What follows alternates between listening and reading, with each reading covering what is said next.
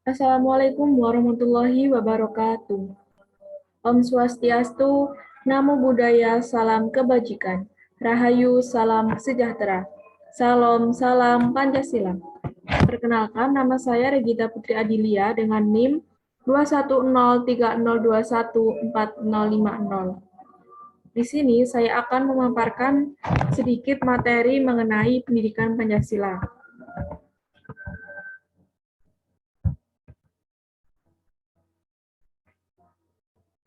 Yang pertama adalah tentang perjuangan perlawanan organisasi-organisasi nasional tahun 1908 sampai dengan pasca proklamasi kemerdekaan 17 Agustus tahun 1948.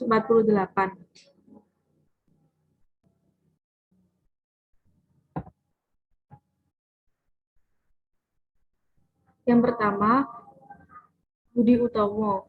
Budi Utomo didirikan oleh mahasiswa-mahasiswa Stovia di Jakarta, yaitu Sutomo, Gunawan, Suraji, dan sebagainya, pada tanggal 20 Mei 1908.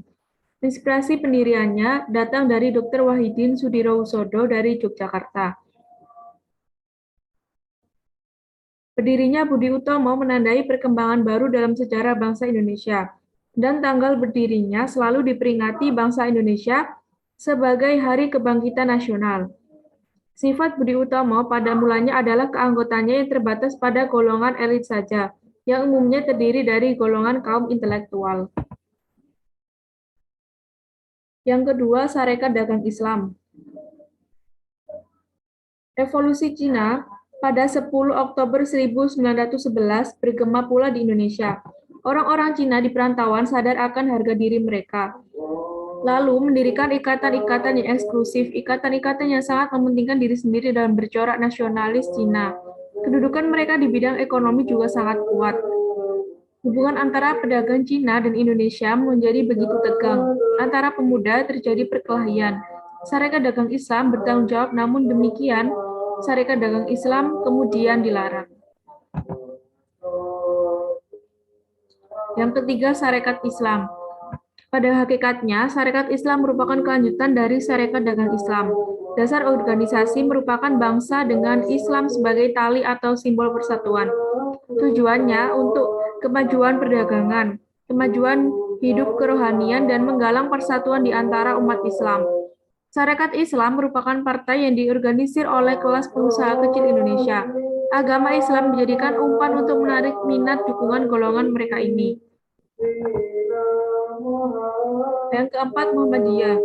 Organisasi ini didirikan pada tanggal 18 November 1912 di Yogyakarta oleh Kiai Haji Ahmad Dahlan. Tujuan organisasi ini yaitu pemurnian agama Islam dari unsur-unsur non-Islam. Tujuan dari pergerakan ini diantaranya menyesuaikan diri dengan kemajuan zaman. Kemudian yang kedua, memurnikan diri dari unsur-unsur terutama tradisi Jawa yang dianggap menyimpang atau bertentangan dengan ajaran Islam. 5. Indiska Partij IP merupakan organisasi politik murni didirikan pada 6 September 1912. Pendirinya adalah 3 serangkai, yaitu E.F.E. Dawes-Dekker, Dr. Cipto Mangunkusumo, dan R.M. Suwardi Suryaningrat atau Ki Hajar Dewantara. Pemimpin IP adalah orang-orang yang agresif dan berani dalam menentang pemerintah kolonial. Pergerakan ini berdasarkan nasionalisme. Tujuannya adalah dalam jangka pendek, yakni mempersatukan seluruh bangsa India, termasuk Indo-Eropa yang mau mengakui dasar pergerakan tadi. Dalam jangka panjang, mencapai India merdeka. Sikap pergerakan ini terhadap pemerintah Belanda yaitu tegas, non-kooperasi yang diilhami oleh perasaan tidak puas. Antara lain, golongan Indonesia karena kehilangan peranan yang berarti dalam politik dan sosial ekonomi. Golongan Indo-Eropa karena merasa dianaktirikan oleh masyarakat dan pemerintah Belanda dan merasa terjepit dalam pergaulan sosial, kehidupan politik dan ekonomi. Merasa diperlakukan lebih rendah dibandingkan orang Belanda Toto. Selanjutnya adalah ISDV atau Indiska Sosial Demokratis Vereniging Pada tahun 1913, seorang sosialis Belanda yang bernama Hendrik Snevelier datang ke Semarang dan pada tahun berikutnya mendirikan ISDV yang merupakan perkumpulan Marxistis. Semarang dianggap menguntungkan karena satu, terdapat banyak gurih, unsur utama pendukung Marxisme. Kedua, adanya organisasi yang telah berkembang, yaitu SI, yang sesuai taktik ISDV mencari pendukung. Jadi, ISDV merupakan perkumpulan yang merintis berdirinya PKI. Ia mempersiapkan kader-kader bagi partai itu. Selanjutnya adalah masa radikal atau non-koperasi. Pada masa tersebut berdiri beberapa organisasi, yakni Partai Komunis Indonesia, Perhimpunan Indonesia, dan Partai Nasional Indonesia. Kemudian pada masa moderat atau koperasi ada beberapa organisasi yang berdiri pada masa tersebut seperti Partai Indonesia Raya, Gerakan Rakyat Indonesia, dan Gerakan Politik Indonesia. Selanjutnya adalah perlawanan pasukan pembela tanah air atau PETA. Perlawanan PETA di Blitar. Prajurit PETA di bawah pimpinan Sodanko Supriyadi melancarkan perlawanan terhadap Jepang pada 14 Februari 1945. Perlawanan ini timbul karena ia tidak tahan melihat kesengsaraan rakyat, terutama di daerah Blitar yang dipekerjakan sebagai tenaga rembusa. Perlawanan Supriyadi dan kawan-kawan sangat merepotkan pasukan Jepang. Hal ini membuat Jepang terpaksa mendatangkan pasukan dari tempat lain yang dilengkapi dengan tank dan pesawat tempur. Perlawanan Supriyadi dan para pengikutnya mengalami kegagalan karena persiapan yang kurang matang dan tidak mendapat dukungan rakyat. Akhirnya, prajurit PETA yang ikut melawan Jepang ditangkap dan dihadapkan ke Mahkamah Militer di Jakarta. Setelah menjalani beberapa kali persidangan, mereka dijatuhi hukuman sesuai peranannya masing-masing. Sebanyak 6 orang dijatuhi hukuman mati, kemudian 35 orang hukuman dijatuhi penjara antara 2 tahun sampai hukuman penjara seumur hidup. Pimpinan perlawanan Supriyadi tidak tersebut dalam sidang persidangan dan juga tidak tersebut secara in absentia atau tanpa hadirnya tertuduh. Rakyat menganggap bahwa Supriyadi telah tertangkap dan kemungkinan dibunuh secara diam-diam oleh Jepang. Sejarah perumusan Pancasila tanggal 29 Mei sampai 1 Juni 1945. Awal sejarah. Pada saat akhir Perang Dunia Kedua, negara Jepang mengalami kekalahan dari sekutu dan sudah tidak bisa lagi menahan atau melawan serangan sekutu. Oleh karena itu, negara Jepang menjanjikan kemerdekaan untuk negara Indonesia, namun harus bersedia membantu negara Jepang dalam melawan sekutu. Sejarah lahirnya Pancasila berawal pada 29 Mei hingga 1 Juni 1945, di mana Badan Penyelidik Usaha-usaha Persiapan Kemerdekaan Indonesia mengadakan sidang pertama untuk membahas dasar negara. Sidang tersebut dilakukan di Gedung Chuo Sangi In di Jalan Pejambon 6 Jakarta, yang sekarang dikenal dengan sebutan Gedung Pancasila. Pada sidang pertama, para anggota masih belum menemukan titik terang mengenai dasar negara Indonesia. Kemudian, 1 Juni 1945, Soekarno mendapat giliran untuk menyampaikan gagasannya mengenai dasar negara. Gagasan yang disampaikan Soekarno adalah mengenai dasar negara Indonesia merdeka bernama Pancasila. Panitia 9 saat itu, BPUPKI membentuk panitia kecil atau panitia 9 yang bertugas untuk merumuskan kembali Pancasila sebagai dasar negara berdasarkan pidato Soekarno pada 1 Juni 1945. Salah satu anggota panitia 9 yakni Soekarno, kemudian ada Muhammad Hatta dan lain-lain. Setelah melalui proses persidangan, akhirnya rumusan Pancasila berhasil dirumuskan untuk dicantumkan dalam Mukadimah Undang-Undang Dasar 1945.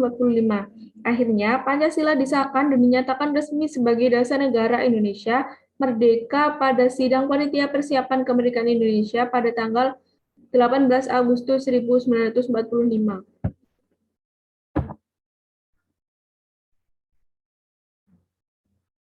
Isi Pancasila. Yang pertama, ketuhanan yang Maha Esa dengan lambang bintang. Yang kedua, kemanusiaan yang adil dan beradab dengan lambang rantai. Yang ketiga, Persatuan Indonesia dengan lambang pohon beringin. Yang keempat, kerakyatan yang dipimpin oleh hikmat kebijaksanaan dalam permusyawaratan perwakilan dengan lambang kepala banteng. Yang kelima, keadilan sosial bagi seluruh rakyat Indonesia dengan lambang padi dan kapas. Analisis pokok-pokok pidato Insinyur Soekarno dalam sidang BPUPKI tanggal 1 Juni 1945.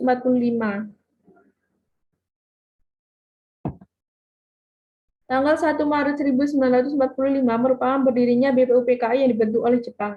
BPUPKI beranggotakan 64 orang yang diketuai oleh Dr. KRT Rajiman Weddio Diningrat.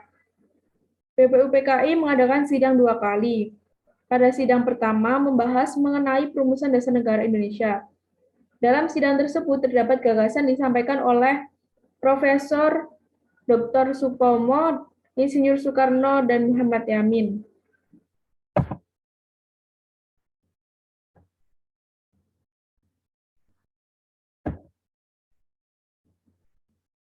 Secara umum, Pancasila yang dikemukakan oleh Bung Karno adalah kebangsaan, internasionalisme atau perikemanusiaan, mufakat atau demokrasi, kesejahteraan sosial, dan bertakwa terhadap Tuhan Yang Maha Esa.